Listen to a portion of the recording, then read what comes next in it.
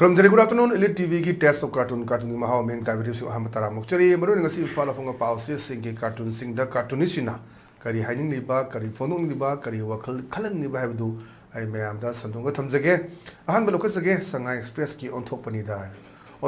ba cartoon su yeng view ko gi yung abu nu pa ma fazana police station nung changmur ba police station da ge mu pudarak ba da ge mu magi shok ta na hospital lak pa gi sinne nai lawjage ada doctor sina hai Hidak lay rabo, ana bagi mi kada kada chak rage, ana bagi yunam ga kaini manam ga da koi di o dore, ana hai bani adai da, ana basina kan badani is hare hare, sidi police station ni hen sathi na,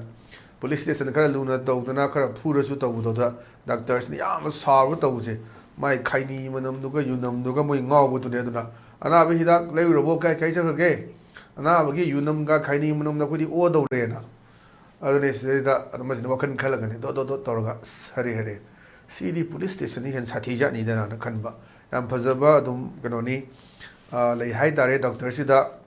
tengnare base doctor sigi afa fatma dongale kan da doctor khudmi ga chama no su ya dia khuna ani subai sone khalaga su karma ka na moju miyo ba ko buni na sauning ba khotning ba dam yaw tab sunate yunam ga wa nam la ga ste to su mo su talak ba yaw jani khoi miyam gi sebani kai khalaga su adum bakra su yaw tab nate dang sai police station di nang yu tha ba khola ba khara toroga to idana khara phu che da ji pendel ga ye leise ma sok bagi ana sidi police station ne sathi ja ni na mana phongdok potoni si ya phajaba cartoon ne thamjage patang de lerisina khoi chana le baki loi re dana ha dun loi re dana si bi mesen bari chana bana jikan ji dum khadum yaw tab nate bom si langkhalan ba security lo na ba geta senga langkhan ba ganmen ta dre ji ada yu da base tora ka da ka cartoon se puthorok pani bom maghan badudi nungai roi da na bom langkhalan ba ga bom du utpam chang ba ada madu hai khang debo langshil lamba bom du puthorok ta di hat kani hai re ne na ana bom langjala me khojala me kai na hai ba aduna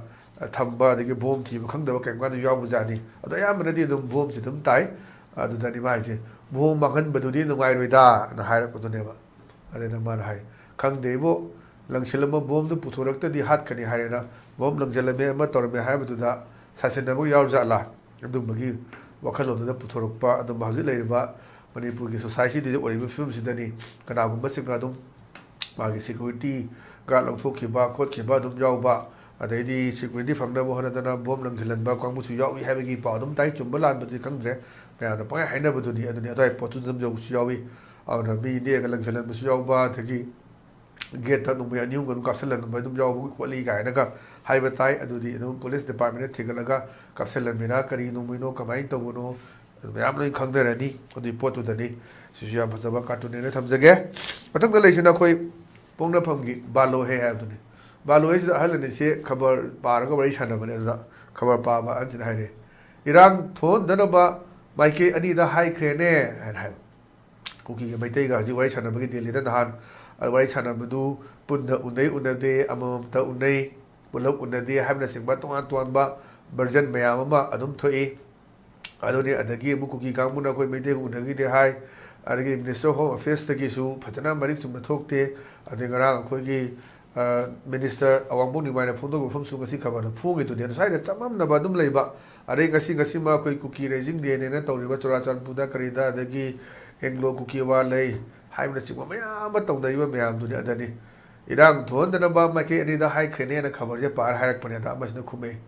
Kulai, Paitu na sangsil lakiwa mayam du kan ge hairi ra. Popi di maning tam na tha lage sini nera. Ar hajiksi popi jaga singda koi popi phajana tare thare na koi gi lairiba police or su mui kuki gi leiba ngakta ni maitei police kanam changam ponte daida lairiba Assam Rifle size o CRPF ro lairi mayam singasi karim tani kaim da hai debida da moi de koi order phang de nam yeng leiba potuni pura koi lila ni drama ni mayam yengsi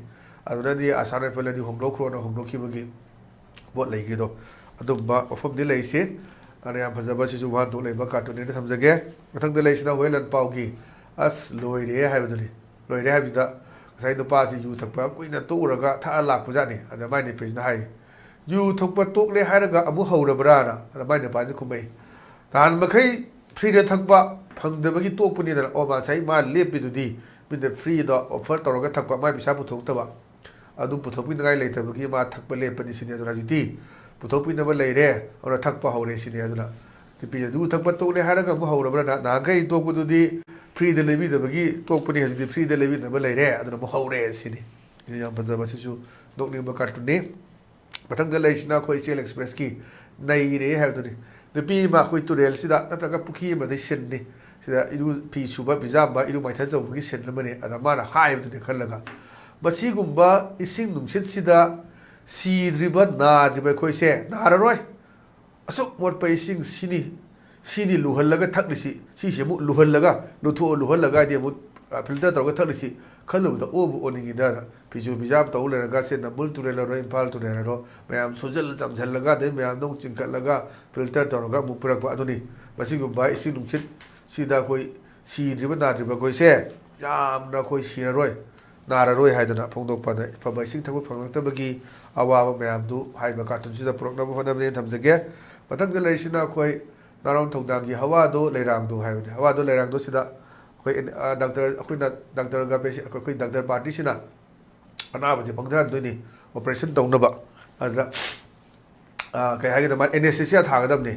पंगधानबा हाइतारेबो अदा anaesthesia थागदब सिदा doctor सिना हाइरे anaesthesia थारुरनु लायेंग मन हाइरगा पंगधान जेना अदि तोन तोन ब्रा private hospital अखोइगे private hospital सिंग द पैसाची नाम नाम लौनबगी वा लई अदगी इबम फिबम जारोदर पोसे आईसीयू द पुसलगा मतम सांगदोपगी पैसा लौबगी यामना दुम थेंगनबा गबरिस बैक के टाइप तो मैम सो को याव हाइदना थेंगनबा लई अदनि इबम मोरकादा अनाबदो एनेस्थेसिया थारोनु नई बिल ग्याम दागेदो लासु लायेंबा अदगी कदमसु गमौदबा युम चटखिबा मैम इंगोलु चटखिबा मैम यवदब नते अदुबदुदा बेस तौरागा थमकपा अदुबा कार्टून थमजगे मथंग लेसिना कोई मणिपुर न्यूज की दसानी है दसानी सिदा मंत्री की इमुंगबगी सिन्ने द सेंटर की पैसा मैम ले काइथरखरे काइथरके पाउसे खबर तारे तारकासिदा माइ निपिना हाइबनी ओ सना बताम द साउगे सेंटर दे काइथरखरे दाइने ना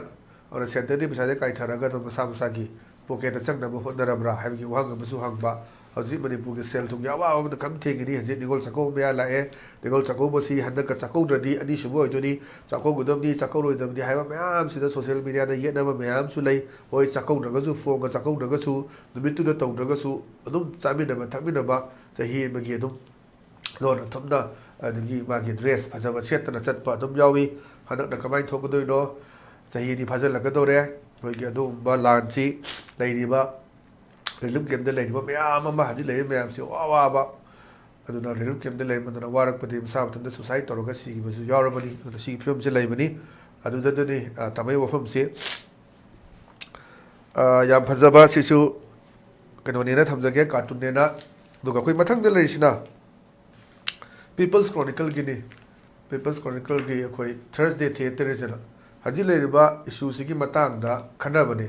मखोइदा हाई गो tell them as bribery or corruption is impossible. Sida पैसा नुसा bribe तौबा कपसुरम तौबजे यारोय. It will take some time. Matam खरे चंगिनी हाई गोना. Okay sir. By the way, these are the list of BBIPs. अदो सिरी बपिरे इबे मैम सिटी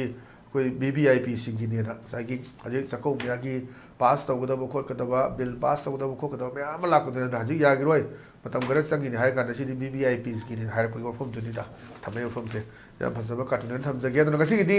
अदुबे लिट टीवी की टेस्ट ऑफ कार्टून कार्टून की महाव मता ngasa लेसन जरे मेंग ताबिरु बिसिंग बोमो kada खुरुम जबलो ने काइने ने बेथंग जरी पिनेबिरसि नातो ना